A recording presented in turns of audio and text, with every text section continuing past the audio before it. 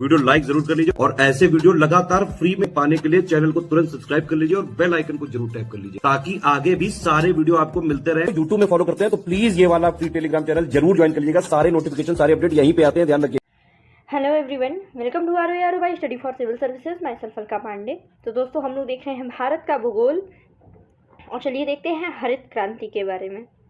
तो रजत क्रांति अंडा उत्पादन से संबंधित है। भूरी क्रांति गैर परंपरागत ऊर्जा एवं उर्वरक उत्पादन से। नीली क्रांति मत्स्य उत्पादन।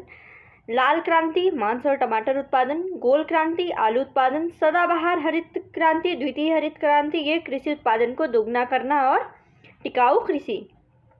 सुनहरी स्वर्ण फल उत्पादन से। इंद्रधनुषी कृषि संबंधी समग्र क्रांति फसल उत्पादन में विभिन्नता लाना। अमृत क्रांति नदियों को जोड़ने के लिए। कृष्ण क्रांति खनिज तेल के क्षेत्र में। गुलाबी क्रांति झींगा मछली। पीली क्रांति तिलहन। हरित क्रांति कृषि। श्वेत क्रांति दुग्ध। तो देखिए, भारत में हरित क्रांति की शुरुआत 1966-67 ईस्वी में प्रारंभ करने का श्रेय नोबेल पुरस्कार विजेता प्रोफेसर नॉर्मन बोरलॉग को जाता है। हालांकि भारत में MS स्वामीनाथन को इसका जनक कहा जाता है। ठीक है, भारत तत्कालीन के कृषि एवं खाद्य मंत्री बाबू जगजीवन राम को हरित क्रांति का प्रणेता माना जाता है।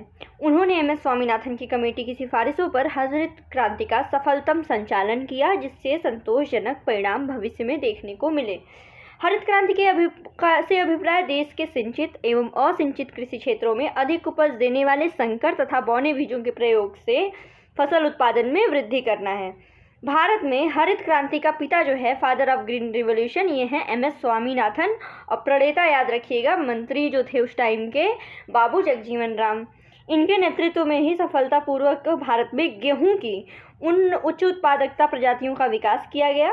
तब भारत में उच्च उत्पादक बीजों का प्रयोग प्रारंभ हुआ। इसके अतिरिक्त उर्वरकों का अधिक प्रयोग और सिंचाई सुविधाओं के पर्याप्त विकास पर भी विशेष बल दिया गया। ठीक है, भारत में उन्नत बीजों के प्रयोग के कार्यक्रम की शुरुआत संयुक्त राष्ट्र अमेरिका आधारित रॉकफेलर फाउंडेशन के सहयोग से की गई। इसका प्रथम चरण था 66 से 81 ईस्वी, और जिसमें हरियाणा, पंजाब, पश्चिम उत्तर प्रदेश में इसको लागू किया गया। दूसरा चरण 81 से 95 की अवधि को माना जाता है और तीसरा चरण 95 से। ठीक है, इसमें मुख्य पादप जो था वो मैक्सिकन प्रजाति का गेहूँ था। ठीक है, याद रखिएगा, एग्जाम में पूछा गया है। मुख्य पादप हरित क्रांति में था मैक्सिकन प्रजाति का गेहूं, जिसे बोरलॉग के मैक्सिको स्थित अंतर्राष्ट्रीय मक्का एवं गेहूं संवर्धन केंद्र से मंगाया गया था। फिर खाद्यान्न फसलें देख लेते हैं। 3 शस्य ऋतुएं हैं, रबी, खरीफ, जायद। ठीक है, रबी जो है शीतकालीन फसल है, जिसमें गेहूं, जौ, चना, मटर, सरसों, मसूर, आलू इत्यादि। बुआई की अवधि होती है अक्टूबर से नवंबर और कटाई होता है मार्च-अप्रैल में। वहीं खरीफ जो है ग्रीष्मकालीन फसल है। ठीक है, इसमें चावल, ज्वार, बाजरा, मक्का, तिल, मूंगफली, उड़द, कपास, रागी, सोयाबीन इत्यादि आते हैं। जून जुलाई में बुआई होती है, अक्टूबर नवंबर में कटाई होती है। इनके बीच में आपका जायद है, शीत और ग्रीष्म के बीच के साथ में। तो इसमें तरबूजा, खरबूजा, ककड़ी, खीरा, भिंडी, विभिन्न प्रकार के सब्जियों की खेती। मार्च अप्रैल में बुआई होती है, जून जुलाई में इसकी कटाई हो जाती है। एक एक करके देखते हैं रबी की फसलें। रबी की फसलें शीत ऋतु में अक्टूबर नवंबर के बीच में बोया जाता है, मार्च अप्रैल में काटा जाता है। गेहूं, जौ, चना, मटर, सरसों, आलू ये रबी की फसलें हैं। ठीक है, उत्तर पश्चिमी राज्य जैसे पंजाब, हरियाणा, हिमाचल प्रदेश, जम्मू कश्मीर, उत्तराखंड, उत्तर प्रदेश में गेहूं और अन्य रबी फसलों के लिए महत्वपूर्ण उत्पादन राज्य है ये। ठीक है, गेहूं के बारे में देख लेते हैं। इसके लिए भौगोलिक दशाएं देखिए। उपजाऊ मिट्टी चाहिए, 50 से 75 सेंटीमीटर तक वर्षा चाहिए। आरंभ में तापमान 10 से 15 डिग्री और बाद में 20 से 25 डिग्री। प्रोटीन जो है 8 से 15% होता है। कार्बोहाइड्रेट 65 से 70%, वसा 1.5, खनिज 2%। ठीक है, और गेहूं में ग्लूटिन नामक प्रोटीन अधिक मात्रा में पाया जाता है। फिर है प्रमुख किस्में देख लीजिए। प्रताप, अर्जुन, जनक, कल्याण, सोना, गिरजा। फिर ये देखिए, इतने ढेर सारे नाम। और ICAR द्वारा पूसा बेकर नामक गेहूं की प्रजाति विकसित की गई है, जो कि बेकिंग के लिए यानी बिस्किट बनाने के लिए ये विकसित किस्म यूरोप देशों द्वारा निर्धारित मानक के अनुरूप है। जाड़े में होने वाली जो वर्षा है वो गेहूं के लिए लाभकारी होती है। अगला है जौ यानी बार्ले। तो महत्वपूर्ण खाद्यान्न फसल है, मोटे अनाजों में इसकी गिनती होती है। मोटे अनाज जितने भी हैं 2023 के लिए काफ़ी ज़्यादा इम्पॉर्टेंट हैं, क्योंकि 2023 को घोषित किया गया है इंटरनेशनल ईयर ऑफ मिलेट्स।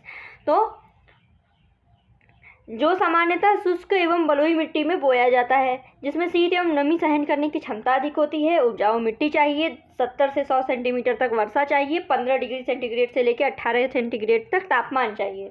ठीक है। मुख्य उत्पादक जो है उत्तर प्रदेश है, बाकी राजस्थान, मध्य प्रदेश, हरियाणा, हिमाचल ये भी अन्य उत्पादक राज्य है। जौ की किस्में देख लीजिए, हिमानी, ज्योति, कैलाश और ये सब आदि। फिर है खरीफ की फसलें। ठीक है। तो मानसून के आगमन के साथ बोई जाती है, अक्टूबर नवंबर में काट ली जाती है। ठीक। तो इसमें जो है चावल, मक्का, बाजरा, तुर, अरहर, मूंग, उड़द, कपास, जूट, मूंगफली और सोयाबीन। ठीक है। धान की प्रमुख किस्मों के नाम देख लीजिए, जमुना, करुणा, जया, काची, जगन्नाथ, कृष्णा, कावेरी, हंसा, विजया, पद्मा, अन्नपूर्णा, बाला और रत्ना। फिर है चावल। तो ये ग्रामीणी कुल का एक उष्णकटिबंधीय फसल है। ग्रामीणी कुल याद रखिएगा, गेहूँ, चावल। फिर भारत की मानसूनी जलवायु में इसकी अच्छी कृषि की जाती है। चावल हमारे देश की प्रमुख खाद्यान्न फसल है और गर्म और आर्द्र जलवायु हेतु उत्पन्न होने के कारण इसको खरीफ की फसल के रूप में उगाया जाता है। ठीक है। कृष्णा गोदावरी डेल्टा जो है ये चावल के कटोरे के नाम से भी जाना जाता है। इसमें दशाएं जो हैं चिकनी उपजाऊ मिट्टी चाहिए, गर्म जलवायु, 75 से 200 सेंटीमीटर तक वर्षा, प्रारंभ में तापमान 20 डिग्री सेंटीग्रेड चाहिए, बाद में 27 डिग्री सेंटीग्रेड चाहिए। पश्चिमी बंगाल और तमिलनाडु में चावल की 3 फसलें उगाई जाती हैं। एक तो ओस जो कि सितंबर अक्टूबर में, अमन जाड़े में और बोरो गर्मी की फसल है। और धान की एक बौनी प्रजाति जया, ये याद रखिएगा। राष्ट्रीय चावल अनुसंधान जो है वो कटक उड़ीसा में है। वैज्ञानिकों ने जीन परिवर्तन करके विटामिन ए की कमी को दूर करने वाले चावल का विकास किया है। इसका नाम रखा गया है गोल्डन राइस, जिसमें पर्याप्त मात्रा में बीटा कैरोटीन पाई जाता है। ठीक है। गोल्डन राइस याद करिएगा, इसमें बीटा कैरोटीन और विटामिन ए की कमी को दूर करने के लिए है ये। आगे बढ़ते हैं। ज्वार। ज्वार भी एक मोटा अनाज है। सामान्य वर्षा वाले कृषि क्षेत्रों में उपजाऊ जलोढ़ अथवा चिकनी मिट्टी काफ़ी उपयुक्त होती है। 25 से लेकर के 30 डिग्री सेंटीग्रेड के बीच में तापमान होना चाहिए और यह फसल भारत के अधिकांश राज्यों में खरीफ की फसल है। ठीक। बाकी महाराष्ट्र, कर्नाटक, मध्य प्रदेश में 80% ज्वार का ये उत्पादन करते हैं। आगे है बाजरा। तो ये जो है अधिक शुष्क दशाओं में पैदा किया जाता है और बलुई मिट्टी चाहिए, 75 से 70 सेंटीमीटर तक वर्षा और 25 से 30 डिग्री सेंटीग्रेड तक तापमान चाहिए। राजस्थान, महाराष्ट्र, उत्तर प्रदेश, गुजरात और हरियाणा में इसकी खेती बड़े पैमाने पर की जाती है। प्रमुख किस्मों में बाबापुरी मोती, HB3, HB4, T55 और CO1 इत्यादि। मक्का, ये क्या है? इसकी उत्पत्ति पाइकॉर्न से हुई है, उभयलिंगी पौधा है। शुष्क क्षेत्रों में इसका प्रमुख खाद्यान्न के रूप में इसका उपयोग किया जाता है और भौगोलिक दशाओं में गर्मी का लंबा मौसम, साफ आकाश, अच्छी वर्षा, 25 से 30 डिग्री सेंटीग्रेड तक तापमान, 50 से 80 सेंटीमीटर वर्षा और नाइट्रोजन युक्त गहरी दोमट मिट्टी इसके लिए चाहिए। अन्य धान्य फसलों की अपेक्षा इसमें स्टार्च की मात्रा सबसे ज़्यादा होती है। फिर आते हैं कॉटन पे। ये मालवेसी कुल का पौधा है। ठीक है। बाकी वहीं गेहूँ चावल क्या था? ग्रामीणी था। 2 प्रजातियां पाई जाती हैं। पहला तो देसी कपास यानी गासिपियम आर्बोरियम और दूसरा गाहरबेरियम, और द्वितीय अमेरिकन कपास अर्थात गाहिरसुटम एवं बॉर्बेंडस प्रायद्वीपीय पठारी भाग की लावा निर्मित काली मिट्टी के क्षेत्र में इसका उत्पादन सबसे ज़्यादा होता है। ठीक है। लावा निर्मित काली मिट्टी का क्षेत्र, इसके लिए 20 डिग्री से लेकर 30 डिग्री सेंटीग्रेड तक उच्च तापमान चाहिए। 200 दिन की पाला ओला रहित अवधि भी चाहिए। स्वच्छ आकाश चाहिए। तेज व चमकदार धूप, 50 से 100 सेंटीमीटर तक वार्षिक वर्षा। इसके लिए दोमट मिट्टी, लाल व काली मिट्टी सर्वाधिक उपयुक्त है। समस्त श्रम भी कपास की कृषि हेतु एक प्रमुख आवश्यकता है। इसके क्षेत्रफल की दृष्टि से विश्व का भारत में प्रथम स्थान है कपास क्षेत्रफल में, और उत्पादन की दृष्टि से दूसरा स्थान है। भारत में महाराष्ट्र, गुजरात, तेलंगाना, आंध्र प्रदेश मिलकर के देश के 60% से भी अधिक कपास का उत्पादन करते हैं। फिर आता है जूट। ये एक रेशेदार फसल है। बोरे, रस्सी, कालीन, कपड़े बनाए जाते हैं। 25 से 30 डिग्री सेंटीग्रेड का उच्च तापमान चाहिए। 200 से 200 सेंटीमीटर वर्षा चाहिए। अधिक औसत वार्षिक वर्षा, दोमट नदियों की कछारी मिट्टी और सस्ते श्रम की आवश्यकता। ठीक है, इसमें लगभग 10 से 11 महीने लगते हैं। पश्चिम बंगाल इसके उत्पादन में सबसे ज़्यादा है, वहीं बिहार में इसका उत्पादन सबसे कम है। बाकी उड़ीसा, उत्तर प्रदेश, त्रिपुरा के तराई भागों में भी इसकी खेती की जाती है। ठीक है, और पश्चिम बंगाल ही देश में केवल जूट का अकेले ही 80% उत्पादन करता है, पश्चिम बंगाल। ठीक है, अगला है तिलहन। अनुपजाऊ मिट्टी और कम वर्षा वाले क्षेत्रों में की जा रही है। रबी खरीफ दोनों फसलों के समय में तिलहन की खेती की जाती है। सरसों जो है रबी की प्रमुख फसल है, जबकि मूंगफली खरीफ के समय इसको बोया जाता है। ठीक है, तिलहन में मध्य प्रदेश अग्रणी है, बाकी आप अपडेट कर लीजिएगा। बाकी सरसों, मूंगफली, सोयाबीन, सूर्यमुखी, नारियल के तेल उत्पादन में राजस्थान, गुजरात, कर्नाटक, इन सब में भारत जो है प्रथम स्थान में है। इन सब में भारत का प्रथम स्थान है। अब आता है पल्सेस। प्रोटीन का अच्छा स्रोत होता है दाल। बाकी रबी, खरीफ, जायद तीनों में दाल की खेती की जाती है। फलीदार पौधा होने के कारण दालें मिट्टी में नाइट्रोजन तत्वों की आपूर्ति करती हैं और इसकी उर्वरता बढ़ाती हैं। इसी के कारण उर्वरता बढ़ाने के लिए भी इसको अन्य फसलों के साथ उगाया जाता है। ठीक है, और उत्पादन उपभोग की दृष्टि से भारत का दाल में पहला स्थान है।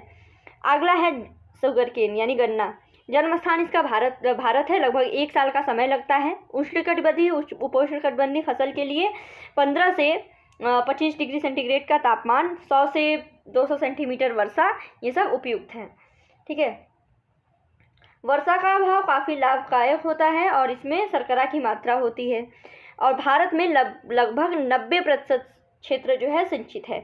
उत्तर प्रदेश, महाराष्ट्र, कर्नाटक, तमिलनाडु देश के प्रमुख गन्ना उत्पादक हैं और केवल उत्तर प्रदेश से ही देश का लगभग 45% गन्ने का उत्पादन होता है। आगे है चाय, तो प्रमुख पेय फसल है। भौगोलिक दशाओं में 150 से 250 सेंटीमीटर वर्षा, 24 से 30 डिग्री सेंटीग्रेड का उच्च तापमान, हरी गंधक युक्त मिट्टी, ये सब इसको चाहिए। संप्रधान कृषि है। पत्तियों की चुनाई के लिए सस्ते श्रम की आवश्यकता होती है।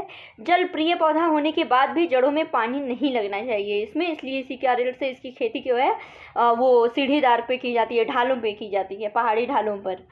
ठंडी हवा और पाला इसके लिए नुकसानदायक है। असम का इसमें पहला स्थान है। ब्रह्मपुत्र नदी घाटी, सुरमा नदी घाटी में चाय की उन्नत कृषि की जाती है। 2013 को अंतर्राष्ट्रीय चाय उत्पादन मंच का गठन किया गया था 2013 में। इसमें भारत के अतिरिक्त Kenya, Sri Lanka, Indonesia, Rwanda, Malawi, Iran और चीन भी शामिल हैं और इसका मुख्यालय है कोलंबो। अगला है कहवा। कहवा के लिए 15 से 18 डिग्री सेंटीग्रेड तक तापमान, 150 से 250 वर्षा, पर्वतीय दोमट लावा निर्मित मिट्टी और 2 प्रकार के कहवा हैं, एक अरेबिका, दूसरा robusta. Arabica coffee, robusta coffee. और अरेबिका कॉफ़ी देश के कुल कॉफ़ी फसल क्षेत्र के 60% भाग का कर्नाटक, केरल और तमिलनाडु में, और कहवा की जो खेती है दक्षिण भारत के पर्वतीय ढालों तक ही सीमित है। रबर, तो जन्म स्थान इसका ब्राज़ील है। उष्णकटिबंधीय पौधा, वृक्ष के दूध से रबर प्राप्त होता है, लैटेक्स से। ठीक है, और 1902 में केरल की पेरियार नदी के किनारे इसके वृक्ष लगाए गए। इसके लिए आपको 25 से 32 सेंटीमीटर तापमान, अतिरिक्त वर्षा, लाल लैटेराइट, चिकनी दोमट मिट्टी और अधिक मानव श्रम की आवश्यकता होती है। तो ये दक्षिण भारत का ही खेती है। ठीक है, आगे बढ़ते हैं तंबाकू। तो ये शीतोष्णकटिबंधीय पौधा है।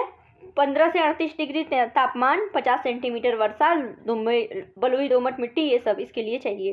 ठीक है, नारियल देख लेते हैं लास्ट में। उष्णकटिबंधीय जलवायु का पौधा, 20 से 25 सेंटीमीटर का तापमान, 150 से अधिक वर्षा, पाला, सूखा रहित तटीय जलवायु, बलुई दोमट से हल्की रेगुर मिट्टियों की आवश्यकता। ठीक है, नारियल से प्राप्त गरी के तेल, साबुन बनाने का कच्चा माल, वनस्पति घी, ये सब मिलता है। और केरल, तमिलनाडु, कर्नाटक में लगभग 80% इसका फसल ये उगाया जाता है, नारियल। तो दोस्तों हमने देख लिया प्रमुख फसलें। आज की वीडियो में इतना ही, अब देखेंगे अगले वीडियो में। Thank you so much.